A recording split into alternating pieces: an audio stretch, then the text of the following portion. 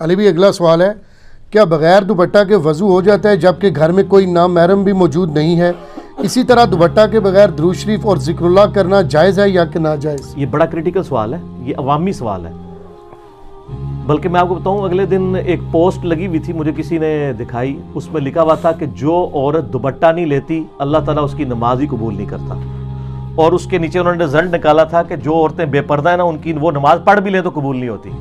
دیکھو کتنا غلط رزلٹ نکالا ہے، حالانکہ وہ اس کا مطلب یہ نہیں ہے حدیث کا، وہ حدیث آپ کو 70 والے چیپٹر میں ملے گی کہ نماز کے دوران جو ننگے سر عورت نماز پڑھے اس کی نماز نہیں ہوتی۔ یہ نہیں ہے کہ ایک عام عورت ہے اور بے پردہ ہے اور وہ نماز میں پردہ کر کے نماز پڑھتی ہے تو چونکہ وہ باہر بے پردگی کر رہی ہے تو اس کی نماز نہیں ہوگی۔ ہاں بالغ ظاہر ہے، بالغ عورت کی بات ہو رہی ہے نا، نماز تو فرض اسی پہ نا، نابالغ کے اوپر تو کوئی نہیں ہے، نابالغ تو بغیر وضو کے بھی کوئی بچہ پڑھ لیتا ہے، اس پہ تو کوئی فتویٰ نہیں ہے، صرف ترغیب دلائی جائے گی۔ تو کوئی بالغ عورت جو ہے وہ اگر بغیر دوپٹے کے نماز پڑھتی ہے، اور دوپٹہ بھی ایسا ہونا چاہیے جس دوپٹے میں سے بالوں کی چمک بار دکھائی نہ دے،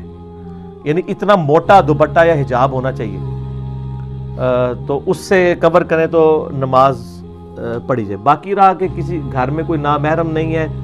یا گھر میں نامحرم تو ہے لیکن اس کے سامنے آمنا سامنا نہیں ہونا، آپ دوسرے پورشن میں ہیں اور کوئی شخص اس وقت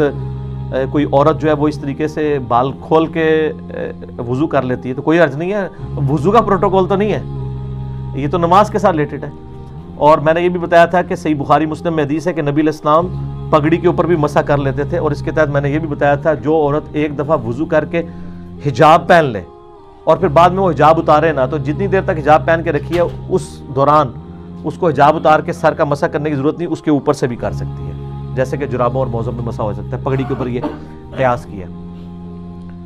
لیکن اگر کوئی نامحرم ہے تو پھر تو ظاہر ہے وہ آپ کو پردے کا اہتمام کرنا چاہیے، اس میں تو پھر بہتر یہ ہے کہ واش روم کے اندر بھی ایک بیسن ہونا چاہیے جہاں پہ لوگ وضو کر کے عورتیں باہر نکلیں اہتمام کر کے۔ تو باقی یہ کہنا کہ جی جو عورت اپنے گھر میں بھی ننگے سر بیٹھی ہے اس کو شیطان دیکھتا ہے، غلط ہے، یہ پاسبل نہیں ہے، اتنی بڑی آپ یعنی بلیم نہ لگائیں، دین کے اندر خود سے چیزیں انجیکٹ نہ کریں، حتیٰ کہ اذان شروع ہوتی ہے تو ہماری عورتیں جو وہ دوپٹے تلاش کر رہی ہوتی ہیں، اذان کا جواب دینے کے لیے دوپٹہ اوڑھنا ضروری نہیں ہے، دوپٹہ پروٹوکول ہے نماز کا، یا غیر محرم کے سامنے آنے کا آپ نے حجاب کرنا ہے، اکیلے بیٹھے ہیں، آپ کی فرینکنس سے لائف گزاریں، کیوں اپنے آپ کو مطلب مصیبت میں ڈالتے ہیں۔ رہا یہ چکر کے جی دوپٹہ ذکر کے لیے ضروری ہے یا درود شریف پڑھنے کے لیے، سر دوپٹہ تو بہت چھوٹی چیز ہے، اگر کوئی شخص بغیر وضو کے بیٹھا ہے وہ بھی اللہ کا ذکر اور درود شریف کر سکتا ہے، اور یہ بھی چھوٹی چیز ہے۔ اگر کسی شخص کے اوپر غسل فرض ہے وہ بھی اللہ کا ذکر اور درود شریف پڑھ سکتا ہے حالت جنابت میں۔ صحیح مسلم میں حدیث ہے، جنابت والے چیپٹر میں اماں عائشہ سے پوچھا گیا کہ نبی علیہ السلام جو ہے وہ کیا اس حالت میں بھی اللہ کا ذکر کرتے تھے؟ انہوں نے کہا نبی علیہ السلام ہر حال میں اللہ کا ذکر کیا کرتے تھے، چاہے آپ جنبی بھی ہوں۔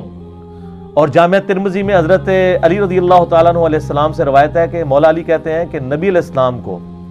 حالت جنابت کے علاوہ کوئی اور حالت قرآن پڑھنے سے مانع نہیں ہوتی تھی،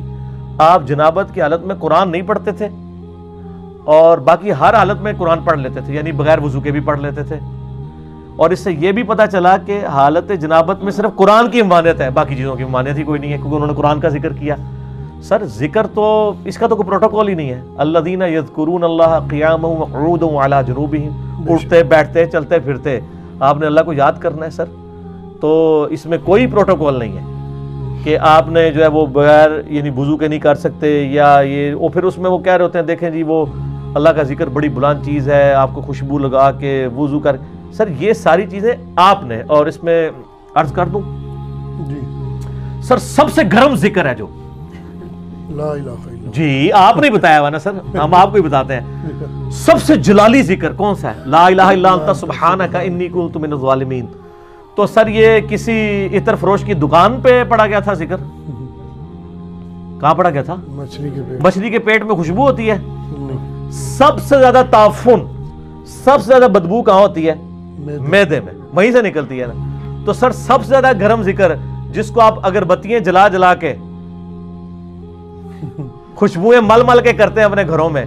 جس شخص نے یہ ذکر کیا تھا 3 دن اور 3 رات تک،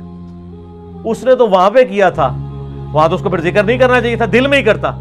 تو اس میں دل کا ذکر نہیں ہے، اس میں کیا وہ پکارا، ہمیں پکارا اللہ کی یاد، لا الہ الا انت سبحانک انی کنت من الظالمین، سورۃ الانبیاء میں آیا اور اللہ تعالیٰ نے فرمایا سورہ الصفات میں کہ اگر یونس اس دعا کے ساتھ ہمیں یاد نہ کرتا ہائے ہائے ہائے تو پھر اسی دن مچھلی کے پیٹ سے نکالا جاتا جس دن کے مردے نکالے جائیں گے، یعنی قیامت تک، یعنی وہ مچھلی یونس کی قبر بن جاتی اگر وہ یہ دعا نہ کرتا۔ اس سے کئی رزلٹ نکلے۔ ایک تو رزلٹ یہ نکلا کہ یہ دعا اللہ کو اتنی محبوب ہے کہ وہ اللہ جس کا جلال اتنا ہے کہ وہ اپنے پیغمبر کو بھی کہہ رہا ہے کہ تو نے قیامت والے دن ہی نکلنا تھا،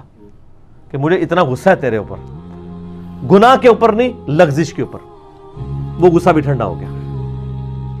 اس لیے میں کہتا ہوں سب سے بیسٹ استغفار جو آئے ہیں ان میں سے ایک لا الہ الا انت سبحانک انی کنت من الظالمین ہے، اور جامعہ ترمذی میں حدیث ہے جو شخص بھی یونس کی دعا کے ساتھ اللہ کی طرف متوجہ ہوا اللہ اسے محروم نہیں لوٹائے گا۔ یہ اسماء اعظم میں سے ہے، اور قرآن میں بھی ہے کذالک ننجی المؤمنین، مومنین کو بھی ہم نجات دیں گے جو یہ یونس کی طرح دعا مانگے گا۔ یہ تو قرآن میں بھی ذکر ہے۔ لا اچھا اس کے دیکھیں ترجمہ کتنا پیارا ہے، لا الہ الا انت، کوئی معبود نہیں سوائے تیرے، سبحانک اللہ تو تو غلطیوں سے پاک ہے، انی کنت من الظالمین میں تو انسان ہوں، غلطیاں کروں گا۔ یار اس سے بہتر انداز ہو سکتا ہے کہ یا اللہ تو تو غلطی اس لیے نہیں کرتا کہ تو تو پاک ہے، تو پاک تو صرف تو ہے، مخلوق تو اس لیول پہ پاک ہو ہی نہیں سکتی، اس لیے ورنہ تو ہم مخلوق کو بھی سبحان پیغمبروں کے ساتھ بھی لگا رہے ہوتے۔ انسان جتنا بھی پرفیکٹ ہو پاک نہیں ہو سکتا۔ انبیاء کو اللہ نے گناہوں سے پاک کیا ہے، لغزشیں ان سے بھی ہوئی ہیں، حضرت آدم علیہ السلام سے لغزش ہوئی ہے، نوح علیہ السلام نے کافر بیٹے کے لیے دعا کی ہے، موسیٰ علیہ السلام سے بندہ مر گیا ہے، نبی علیہ السلام کی 4 لغزشیں قرآن میں ذکر ہوئی ہیں، غزوہ احد پہ بددعا نکل گئی تھی زبان سے، تو وہ سورہ آل عمران میں آیا کہ آپ کو کوئی اختیار نہیں ہے، آپ نے بددعا دی ہے، اللہ چاہے تو ان کو ہدایت دے، اور پھر اسی خالد ابن ولید کو ہدایت بھی مل گئی، اور اسی مبارک زبان سے جس سے بددعا ملی تھی سیف اللہ کا لقب بھی مل گیا۔ ٹھیک ہے، یہ سر اللہ کے اختیار ہے، پرفیکٹ صرف گاڈ ہے، اس کی کوئی مخلوق بھی پرفیکشن میں اس لیول پہ نہیں جا سکتی۔ مخلوق کی یہ اللہ کا نقص نہیں ہے بلکہ مخلوق کا نقص ہے کہ جو مخلوق ہوگا نا وہ پرفیکٹ نہیں ہو سکتا۔ جیسے خالق ہمیشہ سے ہے، مخلوق ہمیشہ سے ہو ہی نہیں سکتی۔ وہ کہتے ہیں نا، اکثر لوگ سوال کرتے ہیں کہ اللہ تعالیٰ اپنے ساتھ کا ایک اور خدا پیدا کر سکتا ہے؟ ہم کہتے ہیں یہ محال ہے، اس لیے کہ جو پیدا ہوگا وہ خدا ہوگا ہی نہیں، جو پیدا ہو گیا تو خدا کون ہے؟ لم یلد ولم یولد۔ ٹھیک ہو گیا؟ تو ذکر بھی کریں سر، اللہ کو یاد کریں، جھوم جھوم کے ہر جگہ ذکر کریں، کوئی پروٹوکول نہیں، نہ وضو نہ غسل، ذکر کے لیے کوئی پروٹوکول نہیں ہے، جب مرضی ذکر کریں، اللہ کو یاد کریں، اور اس کے لیے کپڑے پہننا ہونا بھی ضروری نہیں ہے۔ اکثر لوگ یہ سمجھتے ہیں کپڑے پہننا ضروری ہے، نہ کوئی ضروری نہیں ہے۔ بعض اوقات بندہ وضو کے لیے اندر چلا جاتا ہے غسل کے لیے، یا غسل کرتے ہوئے تو لوگ بسم اللہ نہیں پڑھتے ہیں، کپڑے پہن کے پھر بسم اللہ پڑھتے ہیں۔ سر اللہ اور بندے کا کون سا پردہ ہے؟ ٹھیک ہے، آپ کر سکتے ہیں ذکر اللہ۔ یار اللہ تو قرآن فرماتا ہے سورہ نجم میں کہ میں تو تمہیں اس وقت سے جانتا ہوں جب تم ماں کے پیٹ میں ایک جنین تھے، تم نطفے تھے، تو مت کہو اپنے آپ کو پاکیزہ، وہ جانتا ہے کہ تم میں سے کون کتنا متقی ہے۔ ٹھیک ہے،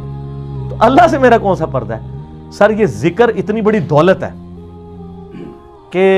اسی لیے اللہ تعالیٰ قرآن پاک میں بھی فرماتا ہے نا کہ جب میدان جنگ میں تم ہو تو نماز خوف ادا کرو، اور پھر جب ریلیکس ہو پھر خوب اللہ کو یاد کرو۔ اللہ کا جو ذکر ہے نا سر، یہ جس پروٹوکول جتنے یہ کمٹمنٹ سے ہو سکتا ہے نا، اور کوئی چیز نہیں ہو سکتی، اور وہ پھر دل سے نکلتی ہے وہ بات۔ یہ ذکر بہت بڑی نعمت ہے۔